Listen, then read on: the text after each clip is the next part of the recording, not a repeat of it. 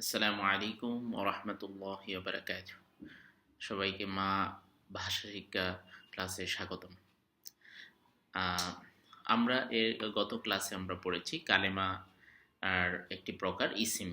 আমরা জেনেছি যে ইসিম ৩ ধরনের হয়ে থাকে। একটা হচ্ছে ইসমে জামেদ, ইসমে মুশতাক, ইসমে মাজদার। ইসমে জামেদ আমরা বলেছি যে নামবাচক বিশেষ্য, যেমন রাশেদ, বাইত মানে যেটা পরিচয় বহন করবে। এরপরে ইসমে মুশতাক হচ্ছে মানে দোষ গুণ বোঝাবে, গুণবাচক, যেটা দোষ গুণ বোঝাবে, ভালো মন্দ, ছোট বড়, খাটো লম্বা ইত্যাদি। হ্যাঁ, আর ক্রিয়াবাচক বিশেষ্য হচ্ছে ইসমে মাজদার, যেটাকে বলা হয় বসা, যাওয়া, ধরা ইত্যাদি। মানে এটা কিন্তু ফেল না, এটা হচ্ছে সময় যার সাথে যুক্ত না সে ফেল হয় না। সুতরাং এটা হচ্ছে ইসিম। তো আমরা জানি যে বিশেষ্য পদের যে একটা প্রকার, এটা হচ্ছিল ইসিম মানে বিশেষ্য। বিশেষ্য, বিশেষণ, সর্বনাম, অব্যয় ক্রিয়া। বিশেষ্য, বিশেষণ, সর্বনাম, এই তিনটি হচ্ছে ইসিমের মধ্যে।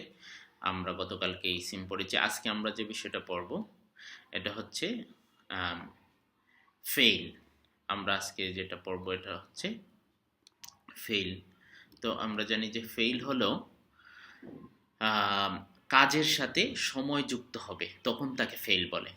যখন কাজের সাথে কোনো সময় যুক্ত হবে তখন তাকে কি বলবো? আমরা তখন তাকে ফেইল বলবো। কিভাবে আমি একটু বলে দিই। যদি মানে কাজের সাথে কাজের নামের সাথে যদি সময় যুক্ত না হয় তাহলে এটা কখনো ফেইল হয় না, এটা ক্রিয়া হয় না। এটা আপনারা সহজে বুঝবেন। যেমন বসা, তাইলে এটা আপনি ক্রিয়া না, এটা কিন্তু একটা কাজের নাম। এটা বসা, এটা একটা কাজের নাম, এটা একটা ইসিম। কিন্তু যখন এটার সাথে অতীত যুক্ত হলো তখন হবে বসলো বা বসলাম, তখন এটা ফেল হবে। যে আমি এটা সুন্দর করে দিয়ে দিছি, এই জন্য আমি লিখছি যে কাজের সাথে যখন সময় যুক্ত হবে তখন তাকে ফেল বলে। আর আরবিতে একটা সংজ্ঞা হচ্ছে যে আল কালিমাতু তাদুল্লু আলা মানা মুফরাদিন বিমুখতারিনিন বি আজমিনাতিস সালাসা, যেটা সময়ের সাথে যুক্ত হয়। কিন্তু তাই আমি লিখছি কাজের সাথে যখন সময় যুক্ত হয় তখন তাকে ফেল বলে।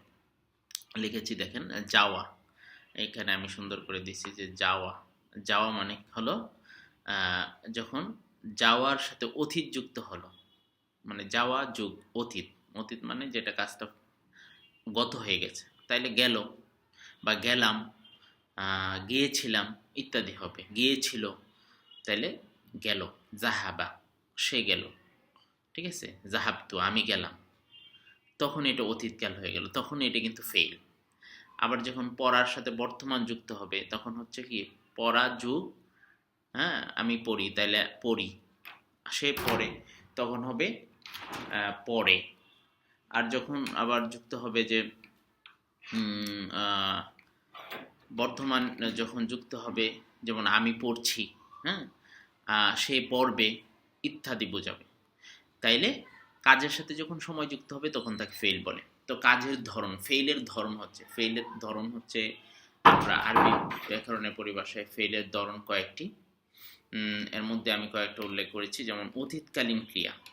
আরবিতে যেমন কয়েকটা আছে, যেমন অতীতকালীন ক্রিয়া, এটা হলো যে ফেইলে মাদি।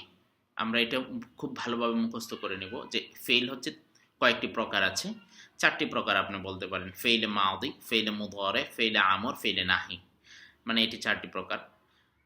যেটা ইংরেজিতে মানে পাস্ট টেন্স, এরপরে প্রেজেন্ট টেন্স। প্রেজেন্ট টেন্স আর ফিউচার টেন্স একটার মধ্যে আছে, ফেইলে মুদরে। আর ফেইলে মাদি হচ্ছে অতীতকালীন। আর আদেশ নিষেধ যেটা, এটা হচ্ছে ফেইলে আমর, মানে অনুজ্ঞাসূচক যে বাক্যগুলো এগুলো হচ্ছে ফেইলে আমর ও নাহি। তো আমি লিখেছি যে অতীতকালীন ক্রিয়া ফেইলে মাদি, যেমন পড়লাম, গেল, ধরলো। যেমন ধরো এখানে পড়ার সাথে যুক্ত হলো ল, মানে অতীতকালীন ক্রিয়া হচ্ছে ল, তাহলে পড়লাম। গেল মানে যাওয়া যুগলো গেল, ধরা যুগলো ধরলো না। হ্যাঁ, এরকম। আবার বর্তমান ও ভবিষ্যৎকালীন ক্রিয়া, যেমন ফেইলে মুদারে, এটাকে কি বলে? ফেইলে মুদারে। যেমন যাওয়ার সাথে যখন আপনি ভবিষ্যতের ব যুক্ত করবেন তখন কি হবে? যাব, যাবে, সে মানে তুমি যাবে, সে যাবে ইত্যাদি।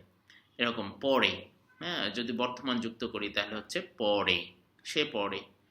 অন্তস্থ অয় যুক্ত করলে আমি পড়ি, সে পড়ে, তুমি পড়ো ইত্যাদি। দেখছি, আমি দেখছি মানে চলমান যখন, হ্যাঁ, তখন এই সবগুলো হচ্ছে ফেইলে মুদারে। এটাকে আমরা ফেইলে মুদারে বলবো।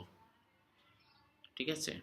আহ, যাই হোক, এটাকে আমরা ফেইলে মুদারে বলবো, যে যাব মানে যা বর্তমান ও ভবিষ্যৎকালীন ক্রিয়াকে ফেইলে মুদারে বলে। আবার ফেইলে নাহি ও আমর, আমর ও নাহি হচ্ছে যে আপনার হলো ফেইলে আমর ও নাহি। এটা হলো যে যাও, বসবে না, দাঁড়াও। এই যে এগুলো আদেশ এবং নিষেধ সূচক ক্রিয়াগুলো হচ্ছে আরবিতে বলা ফেইলে আমর ওয়া নাহি। তাহলে আজকে আমরা যে মানে ফেইল সম্পর্কে জানলাম। ফেইল হচ্ছে কাজের সাথে যখন সময় যুক্ত হবে তখন তাকে ফেইল বলে, কাজের সাথে যখন সময় যুক্ত হয় তখন তাকে কি বলে? ফেইল বলে।